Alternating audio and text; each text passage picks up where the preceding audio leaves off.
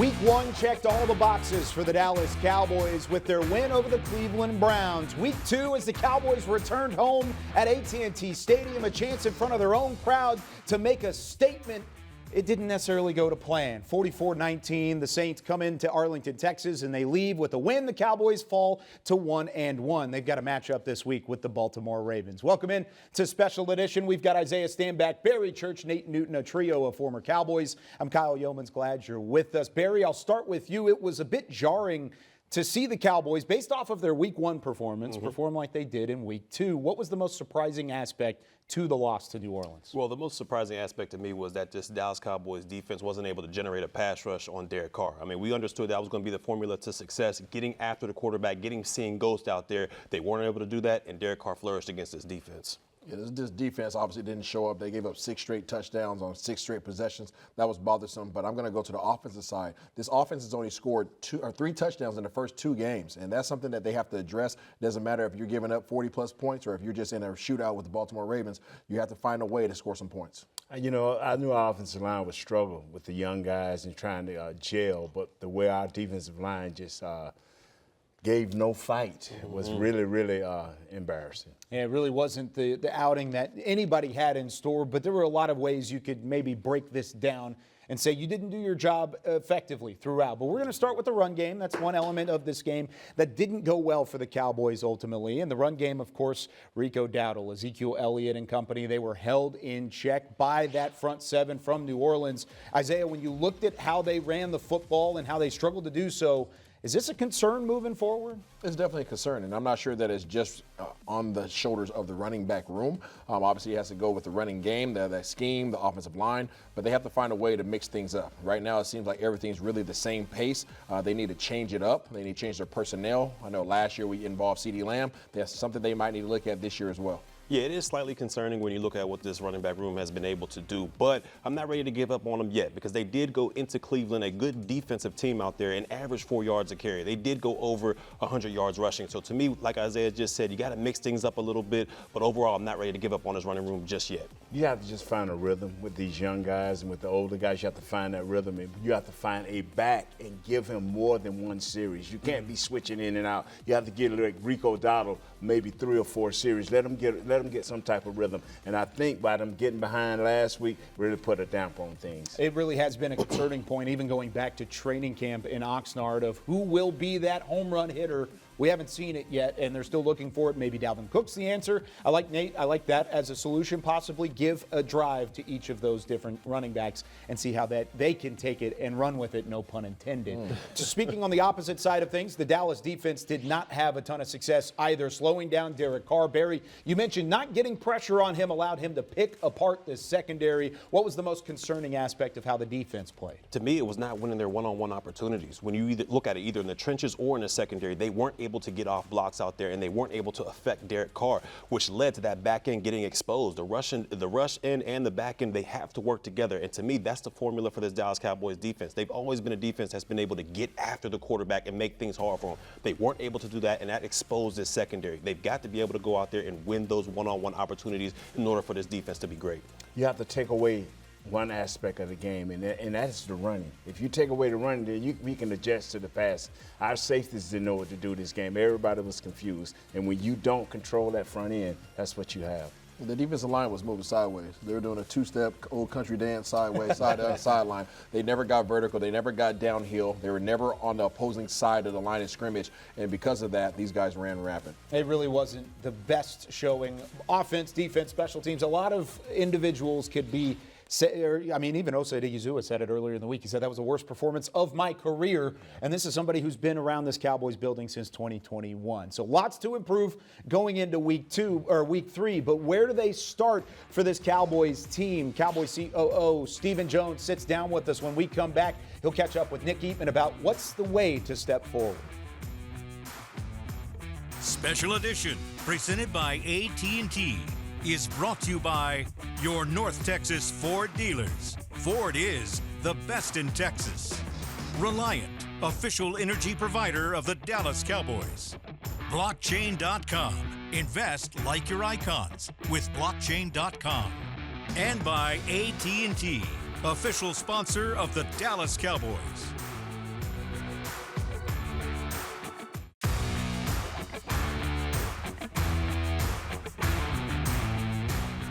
This segment is brought to you by your North Texas Ford dealers. Ford is the best in Texas. Earlier in the week, talking to Cowboys coaches and players, there's some frustration in that locker room with how things unwinded in that Week 2 matchup against the New Orleans Saints. Well, even Micah Parsons talked about it. This week against the Baltimore Ravens is what they call a prove-it game, a chance to stay above 500 and a chance to fix some things on this roster. Cowboys COO Stephen Jones also echoes how the Cowboys can bounce back as he sits down with Nick Eatman. What's up, Cowboys Nation? I'm Nick Eatman here along with Stephen Jones, Cowboys Chief Operating Officer. And Stephen, glad to have you back here on set. Now, wish we could talk about a better game than what we had last week, but what was your overall thought there on the Saints game and how this team can move forward? Well, I'd say a couple of things. First of all, obviously no one saw that coming. As good as the Saints played in the first week, and certainly they have a hot hand, and they took it right into our game. But humility in the NFL can be the next Sunday, and certainly it was with us. Hats off to the Saints. Hats off to Coach Kubiak, Coach Allen. They just did an amazing job preparing their team, and they really gave us a good butt kicking, if you will, in terms of that game. But it's one game. We're 1-1. It's a long season. If you're going to have one of those, it's good to have it early because it certainly, I think, makes our team better in terms of, understanding that if you don't go into these games with your razor sharp and a big edge, then, the NFL's tough. It's tough to win in this league, and that was a tough one, but I know we'll respond. I have complete confidence in our football team, complete confidence in our coaching staff that we'll certainly be ready to respond and be ready for the Ravens. Well, going back to stopping the run, obviously Kamara was tough to handle this week. Moving forward, the guy that's really tough to handle is the one that's their quarterback, Lamar Jackson, the reigning MVP. What kind of challenges does he pose to this defense? Well, he's obviously the top dual threat guy in our league. I mean, he's dynamic with the ball in his hand. He's got rare juice. I mean, some guys can move and run the ball, but this guy's rare. Maybe the best that's ever played the position in terms of running with the ball. And then, he's equally as impressive, throwing the ball. That's why he's been the MVP of this league 2 years, 2 different times. So we've got nothing but respect for him. I mean, the Ravens, they come and play Raven football. They like to run the football. They take advantage of you when you stack up and try to stop that run, including the quarterback. And then, historically they play hard-nosed defense. And, that's the Raven way. And, they're going to come in here. Obviously, they hadn't had a great start to their season. They're looking for their first win. We're obviously looking to get that bad taste of the New Orleans game out of our mouth. And, we look forward to it. You can catch up with all of Nick Eatman and Stephen Jones on DallasCowboys.com and on the Cowboys Connected TV app as well. When we come back, Stephen Jones was just talking about what happened whenever they played some dynamic playmakers in Week 2. How do they turn things around against the dynamic playmakers of the Ravens in Week 3? We talk about it right after this with more Special Edition. This segment was brought to you by your North Texas Ford dealers. Ford is the best in Texas.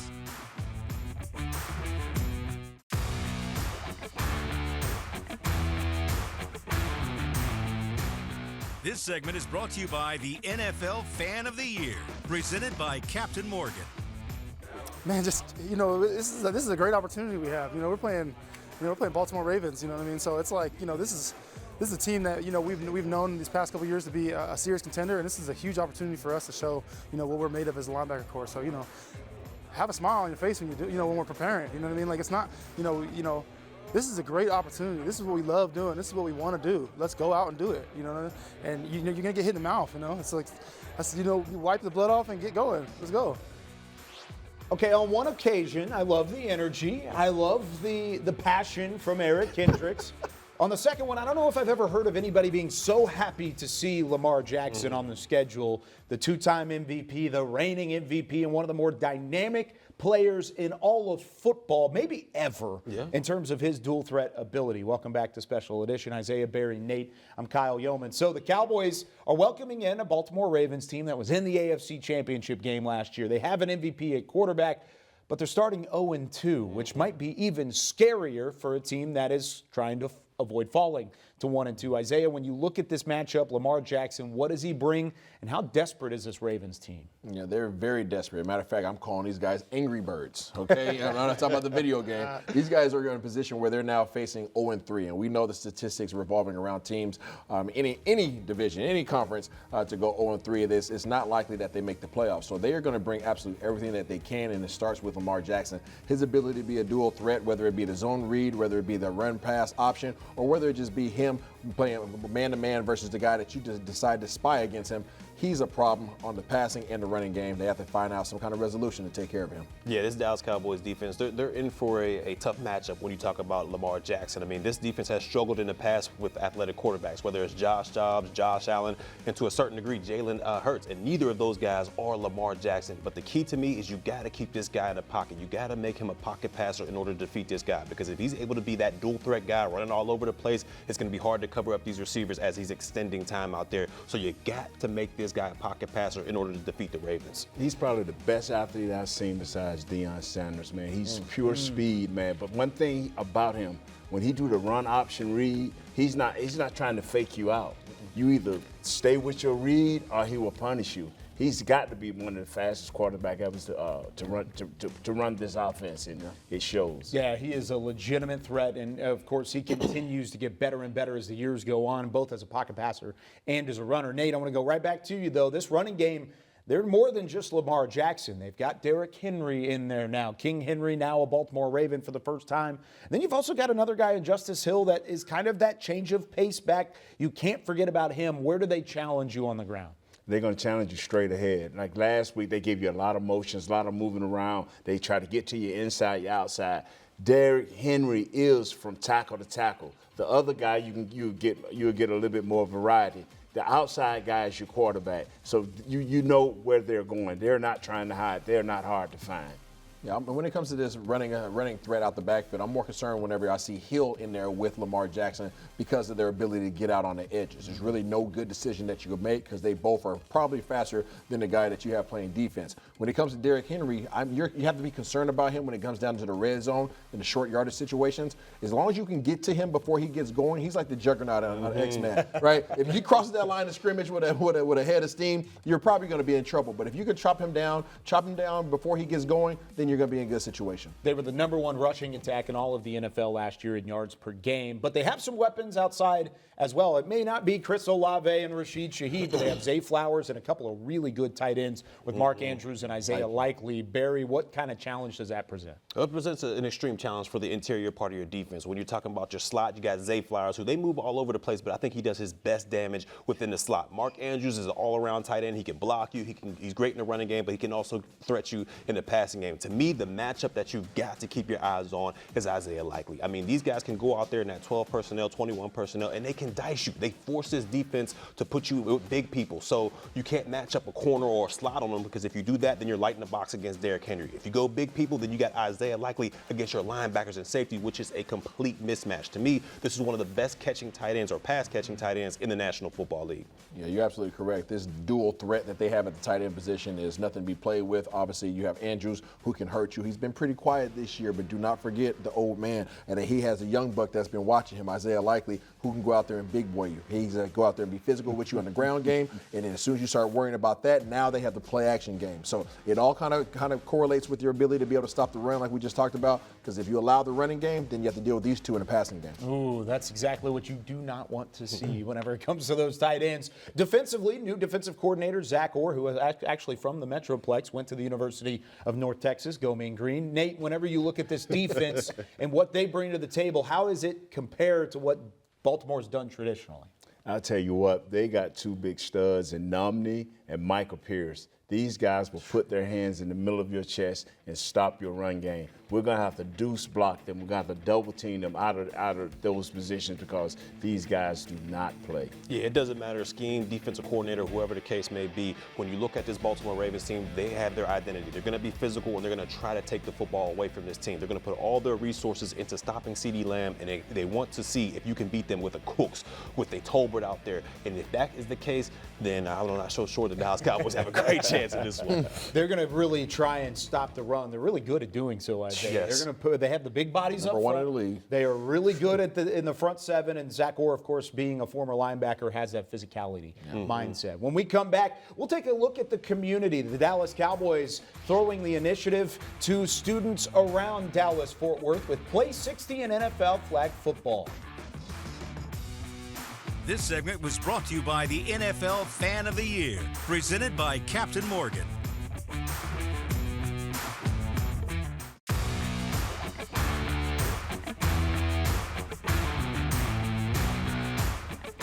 Every season, the NFL and the Dallas Cowboys continue to invest in the youth of the Dallas-Fort Worth Metroplex with the Play 60 and NFL flag football initiatives. It's an initiative that encourages students across the Metroplex to stay active and to play the sport that they love. Students at Baker Elementary from Prosper, Texas had the opportunity and enjoyed that initiative with a $2,500 grant from Texas Lottery and the opportunity for over 150 students to spend the day at Ford Center with Cowboys rookies, including linebacker Maris Leofau. I think it's definitely important for the kids to be out here up and active, just interacting with other kids, to be able to interact with other people and connect with other people. Relationships are everything, so I think it'll only benefit them in the long run. And then earlier in the week, NFL flag football and Play 60 also made a trip out to W.H. Gaston Middle School in East Dallas for an in-school football camp as a part of the celebration for Hispanic Heritage Month. Another opportunity for students to get outside of the classroom and get active with Rowdy and a ton of help from the Dallas Cowboys community. We want to make sure that all these kids have an opportunity to get out and play for 60 minutes. It's really important for them to get that exercise and make sure they also know about the nutrition that it takes for them to go full speed before they work out and after.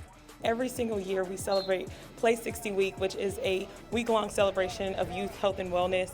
It's really just to get the kids out, to encourage them to play 60 every single day, but also to eat healthy, to make sure they're eating nutritious meals so that they can fuel up their bodies, be ready to go for their day. While we're talking to the youth out here, it's really to talk more about life skills than not just on how to play the game. It's very important for the Dallas Cowboys to kind of take the lead here because we're an NFL football team, right? Exercise is what we do. Being in your top shape is what we do, and we want to make sure that kids know that we are telling them something that comes from us so they can be the best that they can be. 1, 2, 3,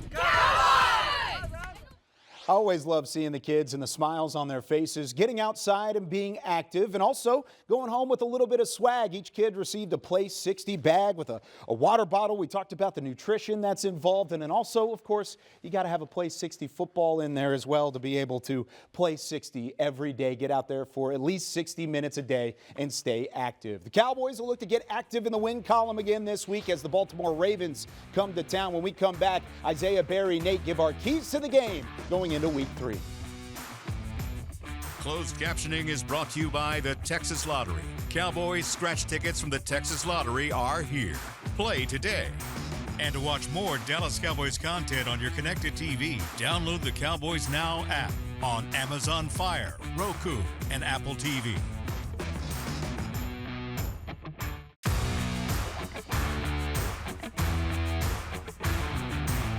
Special edition presented by AT&T was brought to you by your North Texas Ford dealers.